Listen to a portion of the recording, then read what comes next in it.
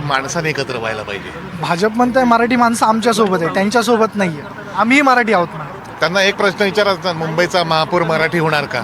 याचं उत्तर ते जर हिंदू देत असतील आणि मराठी त्यांच्या तोंडून फुटणार नसेल तर अशा लोकांनी आम्हाला शिकवू नये. 0+0 0 असतं म्हणे, शून्यच असतं, काही फरक पडणार नाही, आम्हाला विकासावरती मतं मिळतील असा विश्वास आहे त्यांचा. त्यांचा विकास हा लोकांचे पक्ष फोडणे, लोकांना पैसे वाटणे, आणि जर तुमच्या आयुष्यातलं शून्य जर काढलं तर तुम्ही उरणार नाही.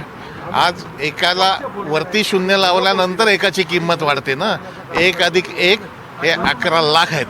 आणि 2 ठाकरे बंधू आता एकत्र येत आहे, राजकीयदृष्ट्या आता निवडणुकीच्या मैदानात उतरणार आहेत. ठाकरे ब्रँड आपल्याला पुन्हा एकदा दिसून येईल, मुंबईवरती सत्ता ही कायम असेल. 100% असेल. आज तुम्ही जनभावना बघितली तर जागोजागी आनंददायक, जागोजागी पेढे वाटत आहेत लोक. तुम्ही एक लक्षात घ्या, मराठीसाठी ही माणसं एकत्र आलेली आहेत. हे काही निवडणुका म्हणून नाही आलेत.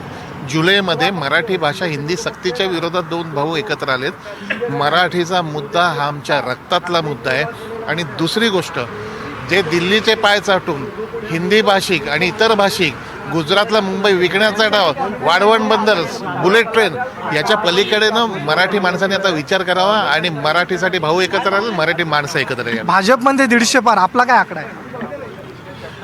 भाजपला तडी पार केलं पाहिजे. धन्यवाद, आपल्याशी बातचीत केली.